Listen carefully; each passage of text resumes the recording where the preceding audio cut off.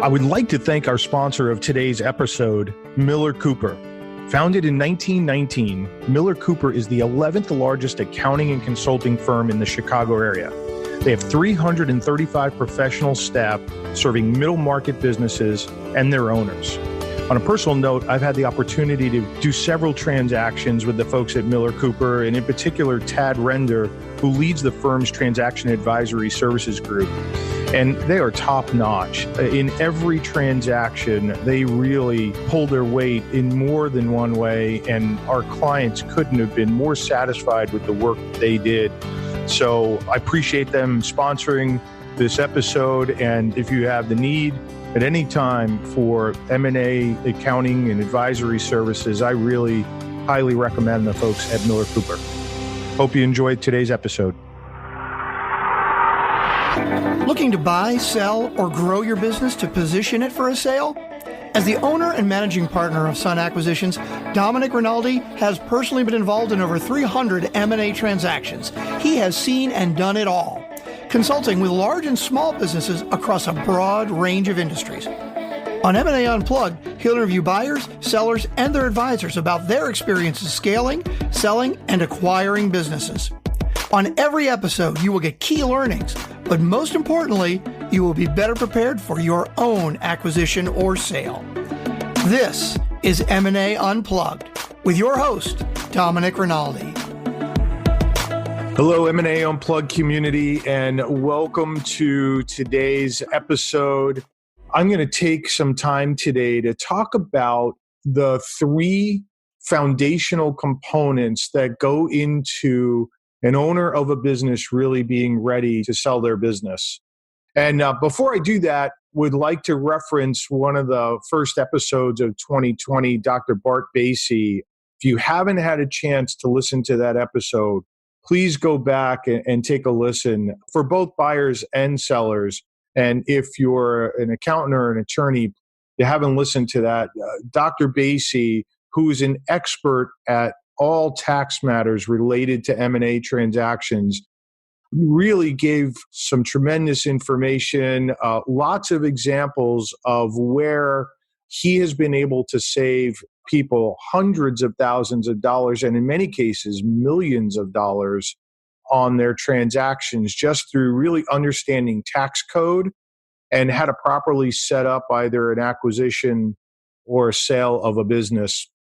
And I referenced in that interview a deal that he was involved in with us where we had a C corporation as a sell-side client, and we had looked at the tax ramifications of that deal with the client's accountant, and the tax rate that came back was somewhere in the 54% range. And we thought that there was another way to really structure that deal. We contacted Dr. Basie. He came in and looked at that transaction, and we got the effective rate down to the low 20s. It saved our client hundreds and almost $1 million in taxes. A credible outcome for our client. So great episode, and I highly recommend talking to Dr. Basie if you're thinking about buying or selling, just about, structuring the proper deal. So wanted to launch into today the three main components that owners of businesses should be considering well in advance of a sale of a business, because some of these pieces are going to take some time to really pull together. And when clients come to us and our firm, Sun Acquisitions, we always start with these three components. And if it looks like the client has a good handle on these three components, then it's probably high likelihood that that business is going to have a successful transaction. If one of the three is not in good shape, really lowers the odds of having a successful transaction and may even lower the odds of that business selling at all. And so these are really important components to pay attention to, and things you can do well in advance, even if you're not ready to sell your business, things that you can be doing so that you're maximizing the value of your business. And I always like to say that You have a plan in place. Maybe you're looking to sell 10 or 20 or 30 years from now, but life happens. Some event might force you to have to look at a succession plan or an exit. Why not run your business every day as though you might have to turn it over? So with that said, let me get into the first component. And the first component is related to the owner's personal financial situation. And so as it relates to that, what's most important is understanding what your number is. What do I mean by your number? What number do you need in order to walk away from your business to maintain your lifestyle at whatever level you need it to be maintained at? And for some people, after they sell a business, their lifestyle is going to go down a bit, so their monthly burn rate comes down. For others, might stay the same or maybe even go up because they're going to travel more, or maybe they're rolling the proceeds into another business and it's going to require some good capital. So understanding what your number is critical, because you then have the benchmark to work against to decide whether or not your business is there. And if not, when we get to the second leg, we'll talk about what we do there. But in addition to understanding what your number is, it's equally important to have all of your estate plan and tax considerations worked out. So in the case of an exit, what would happen with your business? How's your business held? Is it held in a trust? And what are the tax implications of potential transfer? How much of that sale are you going to keep in your pocket? Which is critically important, because sometimes your number can be lower if you can obviously maximize your tax situation. And so many professionals here to be talking to, right? So highly advise working with a wealth manager or a financial planner to help you understand what number it might be that you need from your business in order to walk away. Plenty of models that they can run for you in different scenarios. You can run conservative scenarios or aggressive scenarios, but running these scenarios really helps you understand what that number looks like, and benchmarking whether or not your business is even close to that. The next set of professionals that really matter are estate trust planning attorneys, making sure that you look at how your business is held, what would happen upon a transfer, and whether or not you've got the most advantageous tax situation. And an estate tax attorney is going to help you work through all of those issues. And we've had different attorneys on our podcast that you can refer to who can help you think through that and make sure that you've got all those pieces set. Because if you can't have this piece done, if your personal financial situation can't be secured, you got a lot of work to do in number 2, which is your business readiness. And business readiness is a big, meaty topic. So I like to talk a lot about the value drivers of a business. And there are many value drivers, probably 8 to 12 value drivers, depending on the business. And where is your business in relation to all of those key value drivers? And let me go through a few of these so you understand what we're talking about.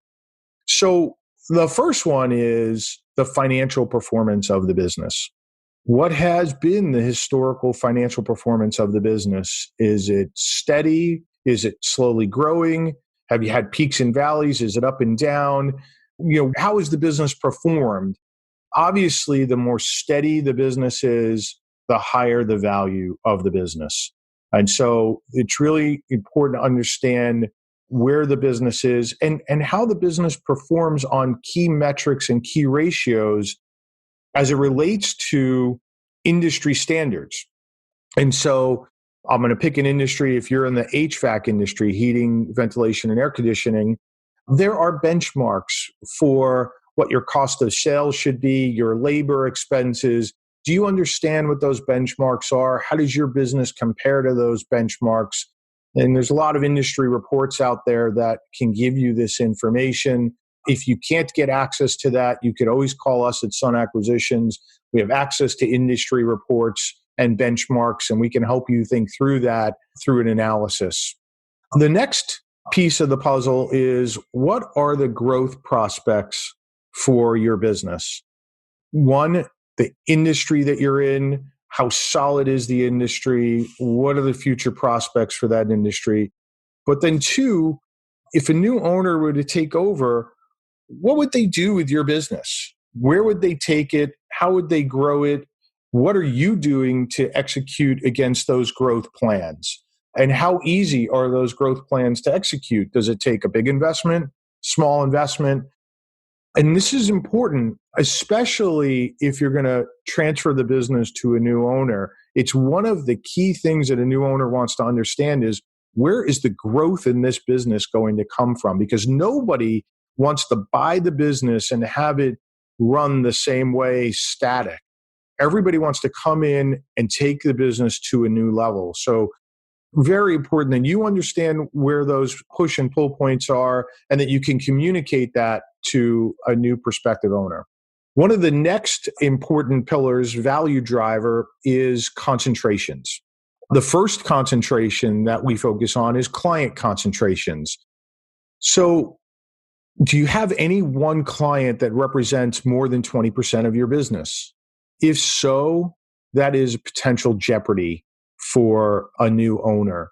And it's a jeopardy for you. So even if you're not looking to sell, there's some jeopardy that if you lose that top client, that your business could become immediately unprofitable. And you should be doing everything to minimize those concentrations. And if your top 3 clients are 50% or more of your business, same thing holds true. You should be doing everything you possibly can to minimize those concentrations. Critically important. But there are other concentrations, vendor concentrations. So does one vendor represent the lion's share of the products that you're selling? Or 2 or 3 vendors represent the lion's share of products? Again, you want as much diversity in your business as possible. The more diversity you have, the higher the value, the less risk there is in your business. And this is all about risk and reward. The less risk in your business, the higher the value of your business. The other concentrations are related to employees. So do you have 1 or 2 or 3 employees that are so critical to your operation that if they left, it would create a meaningful void in your business? Again, if so, just like clients and vendors, you should be doing everything possible to mitigate that key employee concentration. Cross-training people, hiring up, doing what you have to create a support team around that key employee. So if they were to leave, people can easily take over those functions. As soon as 1 or 2 or 3 employees become so critical to your operation, the risk for you as an owner goes way up. The risk for a potential new owner or acquirer obviously goes way up. The next category is related to sales and marketing. We'll tell you, in all of my years of M&A transactions, this is typically one of the areas that most owners pay little attention to. Really building a solid sales and marketing function. Many cases, owners become, the pseudo Salesforce or the lead salesperson, and there's risk in that. Because a new owner that takes over is going to worry that you have most of the relationships, and that creates risk for them. So creating a solid marketing plan where the business generates leads through processes, whatever they are, whether that's social media marketing or an inside sales function that does telemarketing phone calls, however it is that you generate leads, going to trade shows, but that you have a clear marketing plan that is in charge of making sure that your brand is protected, that you've got goodwill in the community, and that the marketing function is generating leads for your sales organization. And then that you have a really good sales organization, and not just one salesperson, but hopefully a couple that know how to close business and are incented properly to stay with the business and help you grow the business. Can't stress enough how important sales and marketing is to a new owner coming in. And for you as an existing owner, again, if you don't want to sell for 20 years from now, how much stress that takes off of your plate if you've got this function well thought out. In line with sales and marketing is recurring revenue. If you can build recurring revenue into your business, you have now increased the value of your business dramatically. If business is going to come in monthly, and I'm not talking about repeat business here, there's a real difference between repeat business and recurring revenues. I'm going to use the HVAC industry again. They've done a really good job over the last 10 years, as I can tell, in building in service contracts to their businesses where they have clients sign up for annual renewable contracts and they auto renew, and that automatically gives someone 1 or 2 or 3 visits a year. And that's just going to happen like clockwork. And every year, auto renews. There's a bill that goes out, and that is a good example of recurring revenue model. Even better if you can build something that is recurring revenue on a monthly basis, where you build a subscription model into your business.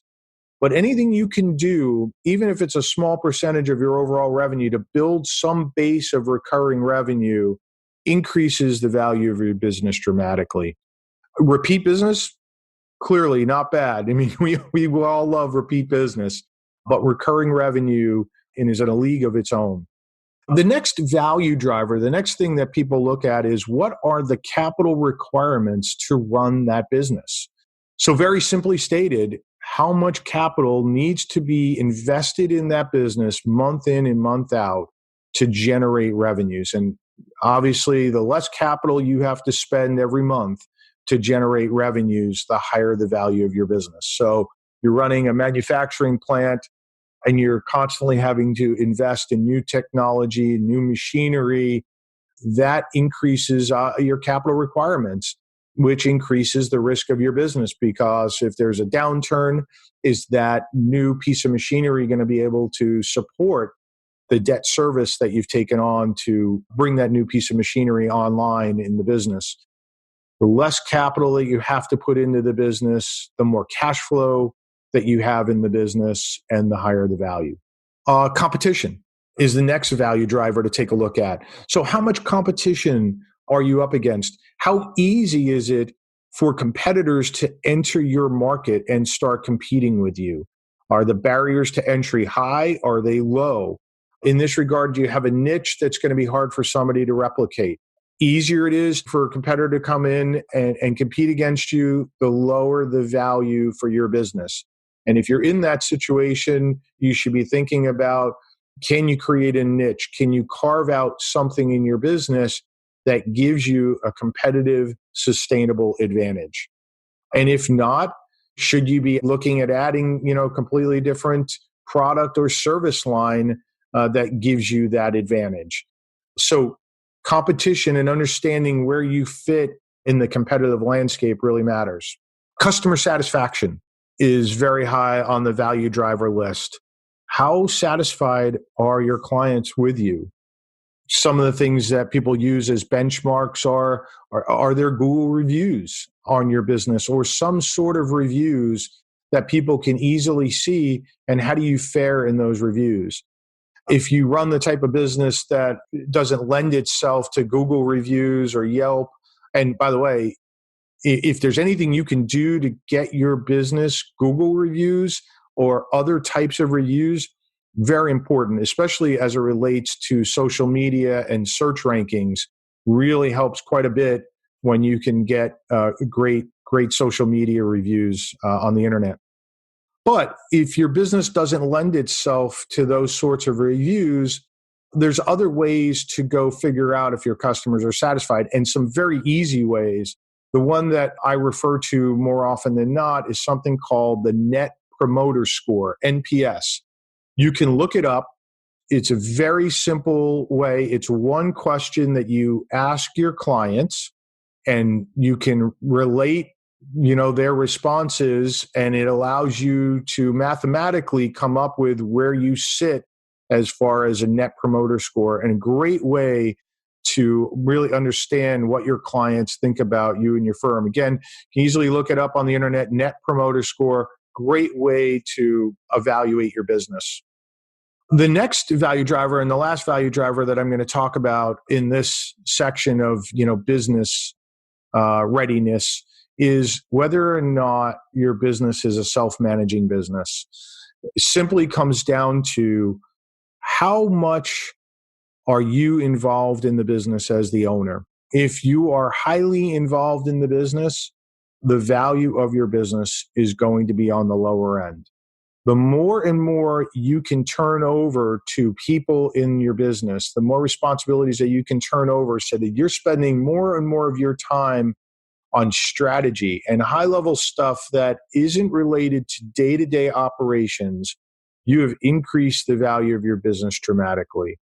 Probably also increased your level of satisfaction because now you are not the person that has to be involved in every aspect of the business or in key aspects. You've got the proper processes in place, the proper people in place, checks and balances, clearly very important. You want the right checks and balances so you know the business is operating properly. But the more you can do that, the higher the value of your business.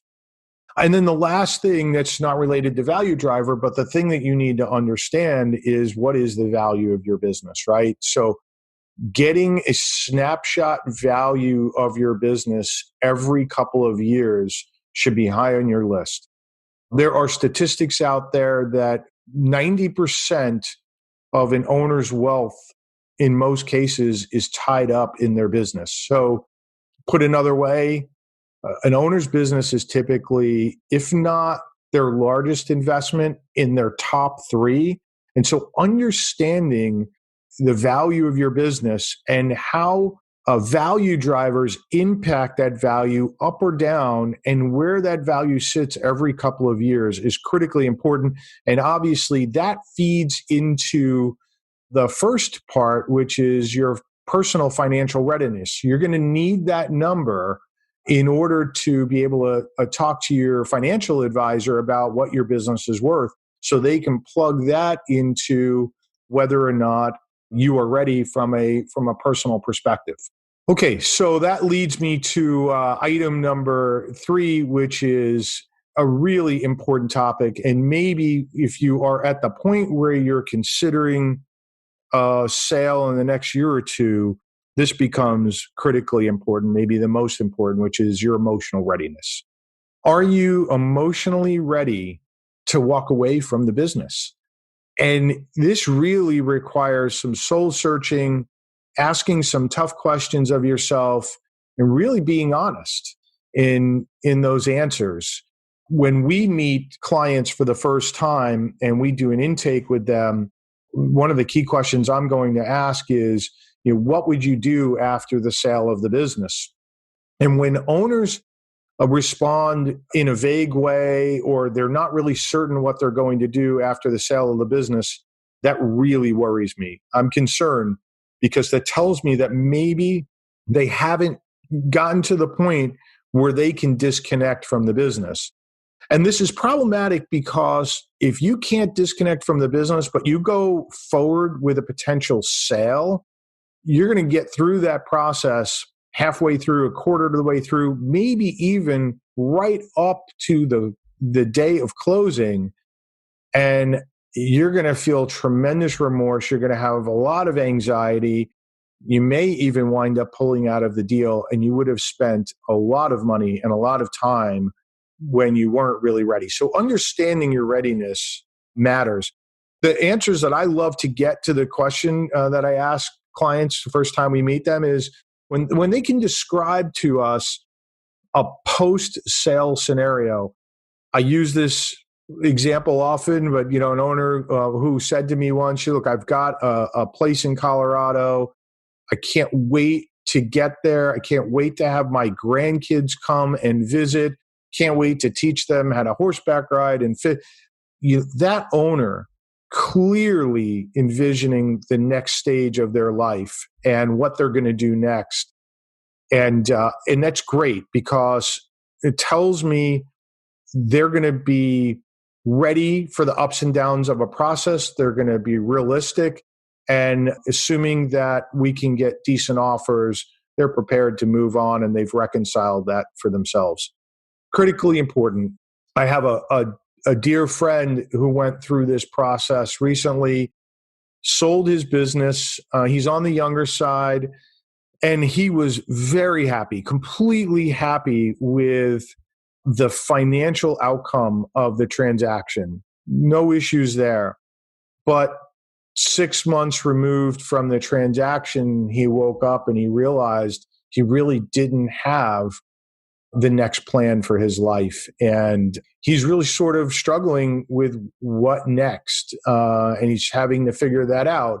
And it always helps when you've got plenty of money in the bank and you have time to go figure it out. But it's an issue nonetheless, and it can wreak havoc on your psyche. And I heard a statistic last year at a conference that 70+% of owners have some remorse about selling. And it has nothing to do with the financial outcome. It has more to do with they didn't know what they were going to do next. And it's created some real angst for them in their life, in their relationships, and trying to figure out where to go. In all of this, so those are the three legs of the stool. Are you personally ready? Is your business ready? And then are you emotionally ready? And regardless if you're looking to sell today, you should at least do step number 1 and step number 2 all the time so that you constantly know where you are on that spectrum of being ready if a life event happens and you have to sell very quickly. And then you can always do the third leg of the stool, emotional readiness, as you're getting closer to really thinking about exiting the business. In all of this, my high-level advice is surround yourself with the right advisory team. Get a good wealth manager, get a good estate and tax attorney, get a great accountant who really understands tax law, get a good M&A advisor, get a good business consultant or coach. The right team can really help you build a business that's got maximum value, that is ready at a moment's notice if you need it to be. And if it's not, you're running at maximum value. So you're happy, you're less stressed, and it just makes for a better situation. I hope you enjoyed today's episode. I hope this information was helpful for you. I'm really excited about some of the upcoming interviews that we've got coming with folks around some of these topics. In fact, I think sometime in February or early March, we've got an episode coming from a gentleman who has built a self-managing business. And his story is a great one. And he's in a business that you would never think could really be self-managing or could be built into what he's done with it. Tremendous story. And we've got some additional guests coming on board with some great topics. So I'm really excited about how 2020 is unfolding, and I hope you found this information useful today. All of this information will be available in the show notes. If you need to reach me or contact us about more information, you can get me at drinaldi@sunacquisitions.com. I look forward to seeing you again on the next episode of the M&A Unplugged podcast. And until then, please remember that scaling, acquiring, or selling a business takes time, preparation, and the proper knowledge. Thank you for joining us today on M&A Unplugged. If you enjoyed the show, please subscribe, rate, and recommend it wherever you get your podcasts. If you want more great information on how to scale, acquire, or sell a business, please visit our website at sunacquisitions.com.